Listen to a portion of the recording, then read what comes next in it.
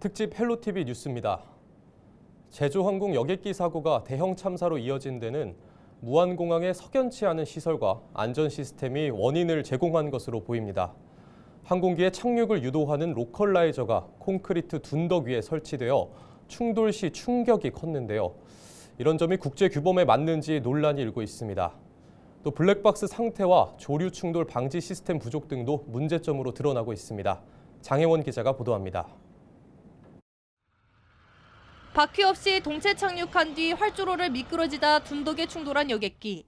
콘크리트 벽에 부딪히면서 엄청난 충격을 받고 폭발했습니다.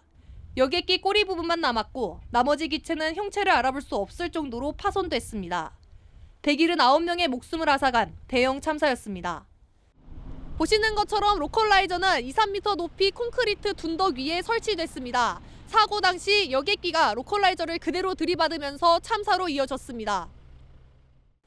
로컬라이저를 지탱하는 구조물이 부서지기 쉬운 강관 형태였다면 충격이 줄어들고 인명피해를 최소화할 수 있었을 것이라는 분석이 나옵니다. 무안공항 측은 활주로 경사 문제를 해결하기 위해 둔덕을 설치했다고 해명했지만 공항 운영 규정을 준수하지 않은 사실이 드러났습니다. 공항 운영 규정에 따르면 로컬라이저의 콘크리트 둔덕 구조는 항공기의 충격을 흡수하도록 설계돼야 하지만 이를 제대로 반영하지 않아 사고를 키웠다는 지적이 나옵니다. 지금 기자님이 말씀하신 구조물에 비행기가 충돌하면서 사고가 커진 거죠. 그게 구조물이 없었다면 사고는 이렇게 커지지는 않았을 것 같습니다. 또 착륙대 종단으로부터 240m 거리에 설치해야 할 로컬라이저가 규정보다 짧은 199에서 202m 지점에 설치된 것으로 확인됐습니다. 더불어 조류 충돌 방지 시스템도 심각한 문제로 떠올랐습니다. 무안공항에는 조류 퇴치 인력이 4명뿐으로 교대 근무로 인해 현장에는 한두 명만 배치되고 있습니다. 조류 충돌 가능성을 감지하는 레이더 장비는 아예 없는 실정입니다. 이쪽이 또 바닷가고 그 활주로 끝부분에 작은 호수 같은 것도 하나 있어요. 그래서 이렇게 철새 이동이 심한 지역이니까 버드 스트라이크를 이번에 원인이 된 거를 막을 수 있는 게 첫 번째겠죠. 진상규명의 핵심 열쇠를 쥔 블랙박스 조사도 장애물을 만났습니다. 블랙박스 외관은 비교적 온전했지만 데이터 추출에 필요한 연결 커넥터가 사라져 조사에 난항을 겪고 있습니다. 국토교통부는 블랙박스 세척 후 데이터를 복구하겠다는 계획입니다. 조사에는 미국 연방항공청과 보잉사의 전문가들도 합류했습니다. 경찰은 로컬라이저 구조물 설치와 관련해 중대재해처벌법 위반 여부를 포함한 전반적인 수사에 착수했습니다. 공항 안전체계의 근본적인 문제를 드러낸 이번 참사를 계기로 재발 방지를 위한 철저한 점검과 대책 마련이 시급하다는 지적이 나오고 있습니다. 헬로티비 뉴스 장혜원입니다. 제주항공 여객기 참사가 발생한 지 사흘이 지나고 있습니다. 막바지 신원 확인 절차가 계속되고 있는 가운데 일부 희생자의 장례도 시작됐는데요. 하지만 희생자들의 시신이 모두 인도되기까지는 적지 않은 시간이 소요될 것으로 보여 유족들의 답답함이 커지고 있습니다. 보도에 송하영 기자입니다. 10여 년 전 교직에서 만난 전남교육청 소속 직원 5명. 공직에 오른 시기는 서로 달랐지만 돈독한 우정을 이어갔습니다. 그동안 코로나19로 미뤘던 해외여행을 이번 연말을 맞아 떠났습니다. 하지만 끝내 가족과 동료들의 품으로 돌아오지 못했습니다. 예기치 못한 비행기 추락 사고로 황망이 세상을 떠난 겁니다. 수능을 마친 기념으로 여행길에 오른 두 아들과 아버지도, 결혼 40년 만에 첫 해외여행을 떠난 부부도 가족들에게 작별 인사를 전할 새 없이 눈을 감아야 했습니다. 무안국제공항에서 발생한 제주항공 여객기 참사. 사고 여객기에 타고 있던 181명 가운데 179명이 이처럼 가슴 아픈 사연을 안고 목숨을 잃었습니다. 사고 직후 사흘째 시신 수습과 희생자 신원 확인이 이어지고 있습니다. 31일 오후 2시 기준 전체 희생자 179명 가운데 174명의 신원이 확인됐습니다. 신원이 확인된 희생자 가운데 비교적 온전한 상태로 수습된 희생자 4명의 경우 가족들에게 인도돼 장례가 시작됐습니다. 모든 희생자들의 시신이 인도되기까지는 일주일 이상 더 소요될 전망입니다. 시신의 훼손 정도가 심해 검체를 채취하고 배양하는 과정에 물리적 시간이 필요한 겁니다. 훼손이 심하면 지문 감식이 불가능할 뿐더러 DNA 검사를 진행하더라도 유족 DNA와 대조하는 과정을 거쳐야 하기 때문에 단기간에 완료되기 어렵습니다. 수습 당국은 거만이 추가 투입 등 인력을 보강해 수습 속도를 높이겠다는 방침입니다. 아직까지 신원 확인이 완료되지 않은 5명에 대해서는 모계나 부계 등에 따라 DNA 감정이 달라져 신원 확인이 쉽지 않다고 설명했습니다. 그러면서 이번 주 금요일까지 1차 감정을 마칠 수 있도록 노력하겠다고 밝혔습니다. 또 앞서 시신이 인도된 희생자를 제외하고 검안 등이 완료된 20여 명의 경우 가족들의 동의가 있다면 인도될 수 있도록 지원하겠다고 덧붙였습니다. 전체 179명 탑승자 중에서 4명 인도 완료됐고요.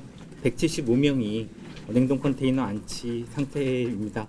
그리고 170명은 현재 신원 아침 9시 기준입니다. 신원 확인이 완료됐고 5명에 대해서는 정밀 확인을 하고 있습니다. 그리고 새벽에 냉동 컨테이너가 완성이 됐고 04시부터 시신 안치가 완료가 되었습니다. 대부분의 유족들은 장례 절차를 확정짓지 못한 채 새해를 맞게 됐습니다. 헬로티비 뉴스 송하영입니다. 제주항공 여객기 참사 현장에는 희생자들의 넋을 기리기 위한 합동 분향소가 마련됐습니다. 전국 각지에서 비통한 마음을 안고 찾아온 조문객들의 발길이 이어졌는데요. 조문객들은 더는 참사가 되풀이되지 않도록 안전한 사회를 만들어달라고 입을 모았습니다.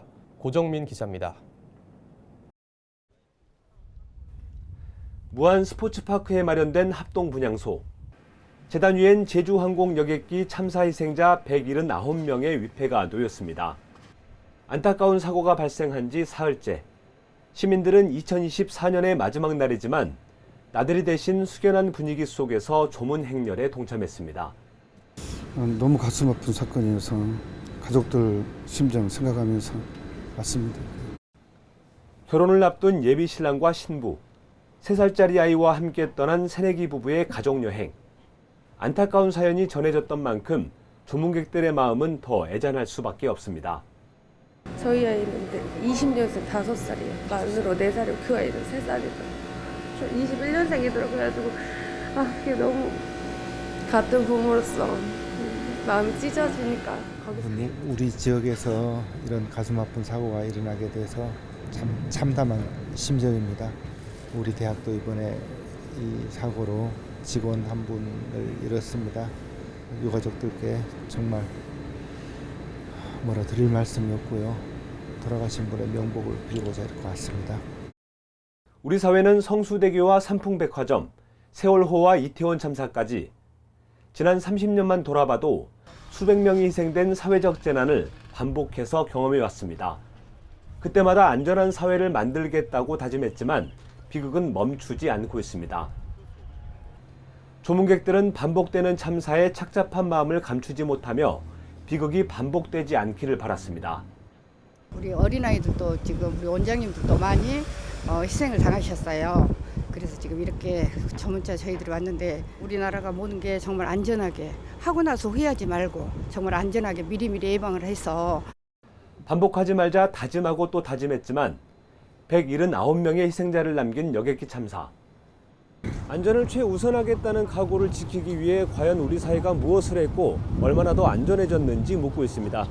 헬로티비 뉴스 고정민입니다. 네, 이번 참사와 관련해 취재 기자와 함께 조금 더 이야기 나눠보겠습니다. 스튜디오에 이하영 기자 나와 있습니다. 이하영 기자, 현재 사고 수습 상황은 어떻습니까? 네, 참사 사흘째인 31일 국토부는 사망자 179명 가운데 174명의 신원을 확인했습니다. 지문대조로 신원을 확인하는 작업을 진행하고 있습니다만 유가족과 DNA 불일치 등으로 아직 5명의 신원은 확인되지 않고 있습니다. 신원이 확인된 일부 희생자는 각각 연고지 장례식장에서 장례 절차에 들어가기도 했는데요. 나머지 희생자는 현재 공항 경납고에 마련된 임시 영안소에 안치가 돼 있습니다.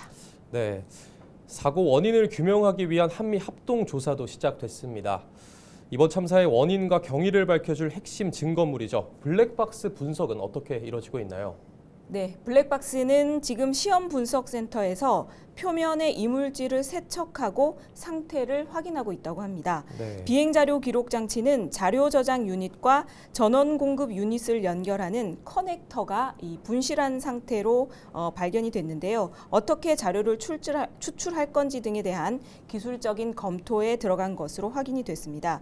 이 블랙박스의 훼손 정도가 심하면은 미국 국가교통안전위원회에 조사를 맡겨야 할 수도 있는데요. 이 위원회가 전 세계 사고 조사를 진행하는 기관이기 때문에 이번 사고 여객기의 블랙박스 해독 작업에만 6개월 이상 걸릴 수도 있다는 관측이 나오고 있습니다. 네. 그리고 2002년이었죠. 김해에 중국 민항기가 추락했던 사고도 있었습니다. 그 사례만 봐도 블랙박스 분석이나 사고 원인 같은 조사 결과가 나오기까지 제법 시간이 걸렸던 것 같습니다. 네, 말씀하신 중국 민항기 추락 사고는 2002년 4월에 발생했습니다. 이 중국 국제항공 소속 항공기가 김해공항 인근 돛대산에 추락을 해서 탑승자 166명 중에서 129명이 숨졌던 사고였습니다. 당시 추락 사고의 원인을 규명할 비행 기록 장치가 해체가 어려울 정도로 손상이 돼서 국내에서 작업을 할 수가 없었고 빠른 분석을 위해서 미국으로 보내졌습니다. 이 사고부터 최종 결론이 나오기까지 무려 3년이 걸렸는데요. 그렇게 본다면은 이번 사고 여객기의 블랙박스를 미국으로 보내 해체하고 또 해독하는데 6개월가량이 걸린다고 봤을 때 역시 최종 사고 원인이 규명되는 데는 적지 않은 시간이 걸릴 것이라고 예측할 수 있습니다. 네, 그렇군요. 이번 참사의 원인을 놓고도 여러 가지 가능성이 제기되고 있는 상황인데 어떤 부분이 쟁점이 되고 있나요? 네, 사고 당시 영상을 보면 여객기가 활주로 끝에 있던 이 콘크리트 구조물과 충돌하면서 폭발을 했습니다. 이 구조물이 참사의 한 원인으로 지목이 되고 있는데요. 이 로컬라이저라고 하는 이 구조물은 비행기의 안전한 착륙을 유도하는 시설입니다. 충돌에 대비해서 쉽게 부러지는 재질로 만들어야 한다고 하는데 이 무안공항에 설치된 로컬라이저는 하부가 콘크리트로 만들어져서 충돌 당시에 충격이 굉장히 컸다는 분석입니다. 국토부는 이 로컬라이저가 규정에 맞게 설치됐다고 해명은 하면서도 이번 사고의 관련성에 대해서는 항공철도 사고조사위원회에서 종합조사할 계획이라고 밝혔습니다. 네, 끝으로 유가족에 대한 지원은 어떻게 진행되고 있나요? 네, 사고가 난 항공기는 약 10억 달러, 하나로 1조 4천억 원 규모의 배상 책임 보험에 가입돼 있는 것으로 확인이 됐는데요. 제주항공은 이를 기반으로 희생자 지원에 신속하게 나서겠다고 밝혔습니다. 이 무안공항 현장과 전국 17개의 시도에는 합동 분향소가 설치가 됐고요. 전남도는 희생자 유가족에 대한 전담 공무원을 1대1로 매칭해서 지속적인 지원에 나서고 있습니다. 네, 말씀 여기까지 듣겠습니다. 수고하셨습니다.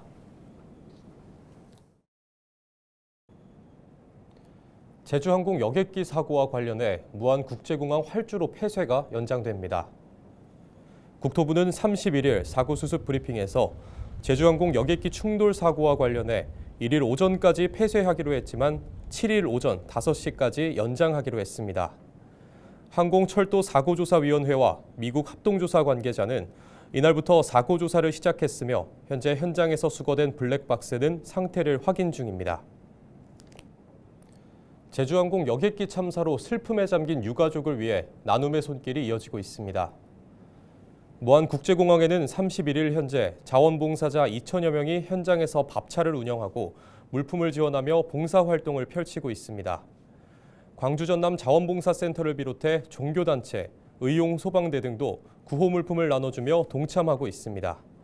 지자체의 후원 문의도 잇따르는 가운데 경북도는 성금 2억 원을 전남사회복지공동모금회에 전달했습니다. 민주당 전남도당이 제주항공 참사 수습에 총력을 다하겠다고 밝혔습니다. 주철현 전남도당 위원장은 이번 사고로 희생된 분들의 명복을 빌며 피해자 가족분들에게 진심 어린 애도와 위로를 전했습니다. 이상으로 특집 헬로티비 뉴스 마칩니다.